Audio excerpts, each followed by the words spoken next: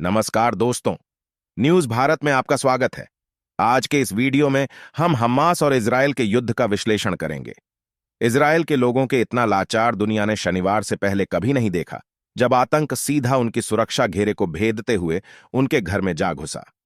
Hamas को सिर्फ कुछ घंटे ही इजरायल पर हमला करने के बाद खुशी मिली होगी, मगर अब इजरायल हमास को 3 दिन से रुला रहा है। आज तो 3 घंटे में 130 हमले चुन चुनकर हमास के ठिकानों पर इजरायल ने किए हैं। इजरायल और हमास के बीच जंग जारी है। हमास लगातार इजरायल पर गोले दाग रहा है, वहीं इजरायल भी पलटवार कर रहा है। इस हमले में इजरायल के 1200 लोगों की जान जा चुकी है, तो वहीं 3000 से ज्यादा लोग घायल हैं। दोनों ओर से लगातार बमबारी की जा रही है। लेबनान बॉर्डर पर इजरायल ने हमला बोला है। हमास के खिलाफ गाजा में एयर स्ट्राइक लगातार बढ़ती जा रही है।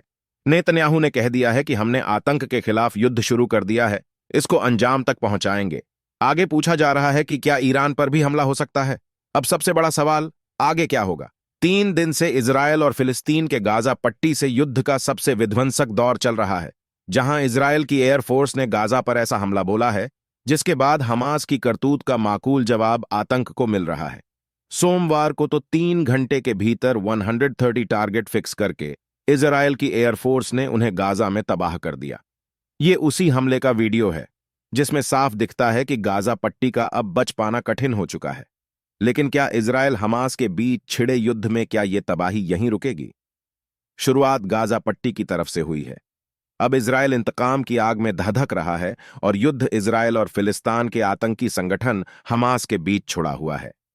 इस युद्ध की शुरुआत हमास की तरफ से हुई।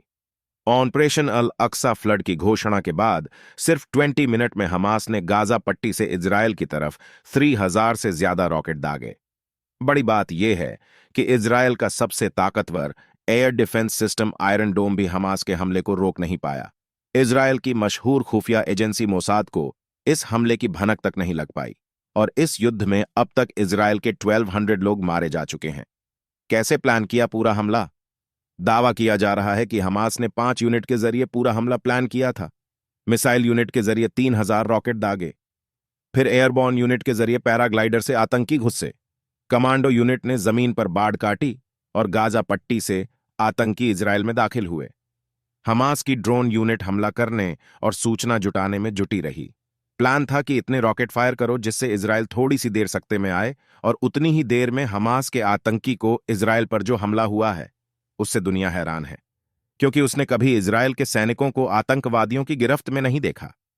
लेकिन इजरायल का हर एक शख्स किसी सैनिक से कम नहीं है। 7 अक्टूबर 2023 की तारीख इजरायल के इतिहास में सबसे खौफनाक याद के तौर पर दर्ज हो चुकी है, जब हमास के आतंकवादी इजरायल के लोगों के घर में घुस आए।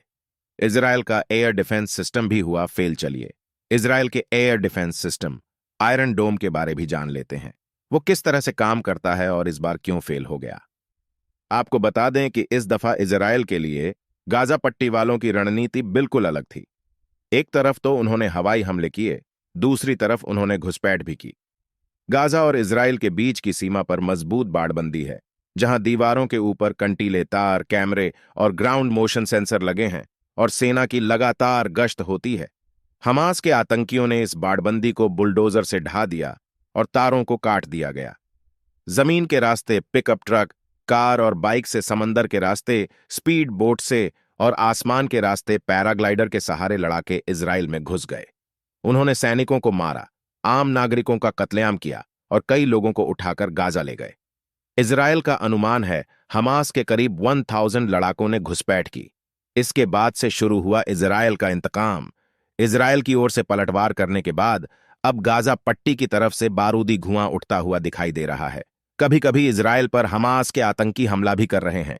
अब तक इजराइल ने गाजा में हमास के 500 से अधिक ठिकानों पर हमला किया है, और इजराइल की सेना ने भी जवाबी कार्रवाई करते हुए हमास के 450 से अधिक आतंकियों को मार गिराया है। इस युद्ध में हमास और इजराइल के बीच तनाव और संघर्ष जारी है।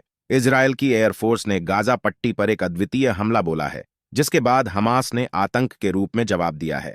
क्या इस तबाही युद्ध में आगे क्या होगा, यह एक महत्वपूर्ण प्रश्न है।